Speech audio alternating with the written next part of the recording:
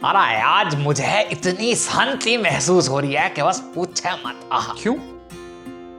Mrs Malhotra India आ रही है? अरे काश ऐसा होता यार। हैं क्या क्या क्या? अरे अरे अरे कुछ नहीं।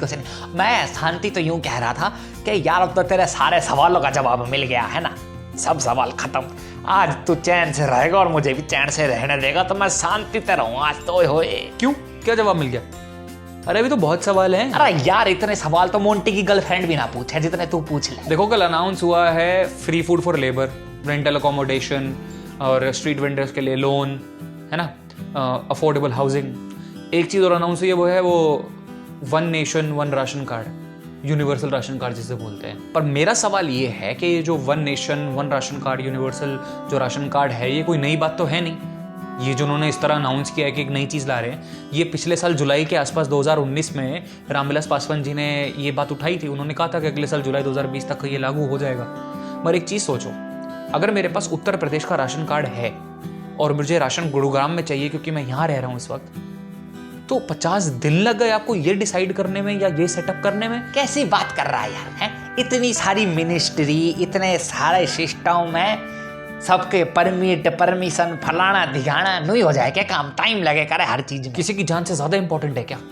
आपके ये मोदी जी बोलते हैं कि मुझे जो ये मैनुअल स्कैवेंजिंग होती है, जो मैल ढोते हैं सर पे या इस वक्त जो सीवर में उतरते हैं, उनका काम मुझे आध्यात्म का लगता है। ठीक है, ये जो लेबर है और जो माइग्रेंट वर्कर्स हैं, ये सब मुझे तपस्या करते हुए दिखते हैं। अरे मैनुअल स्कैवेंजर्स की पिछले 4 साल में 282 लोगों की मौत हो चुकी है और माइग्रेंट लेबर्स की 200 से ऊपर। अरे बेटे ये आध्यात्म और ये तपस्या है ना, ये बोलने के तरीके होते हैं, मतलब थोड़ा सा एक उनको बैलेंस करने का सिस्टम रहता है। अगर ये कोई बोलने का तरीका है ना, तो ये बहुत ही ज़्यादा इनह्यूमन है और बहुत ही शर्मनाक है। एक मिनट, ये ना वीडियो देखो आप ज़रा, फिर बात करेंगे।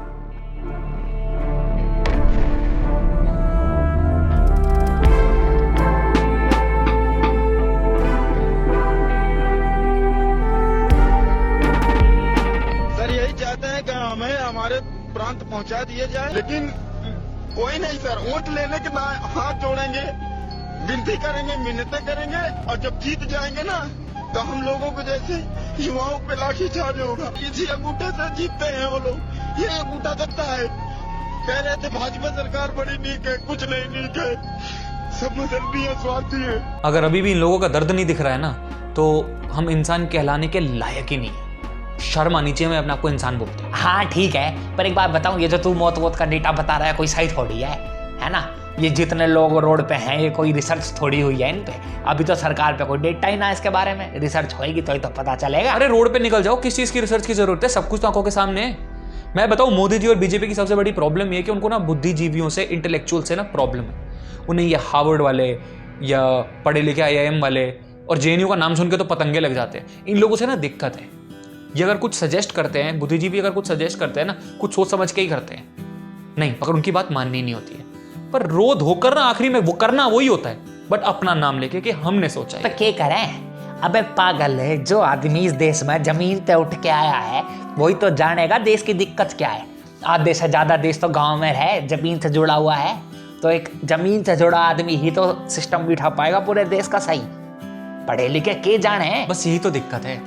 अगर कोई अच्छी बात कर दे तो आपको सिर्फ इसलिए नहीं माननी क्योंकि या फिर तो वो राहुल गांधी ने कही होगी, सीताराम येचुरी ने कही होगी या किसी बड़े बुद्धिजीवी ने कही होगी, आप इग्नोर कर देंगे।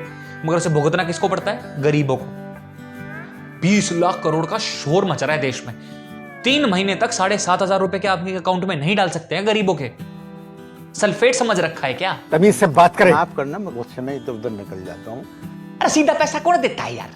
अजीब बात कर रहा है। नहीं मिला है क्या पैसे? ऐसा कोई ना करता।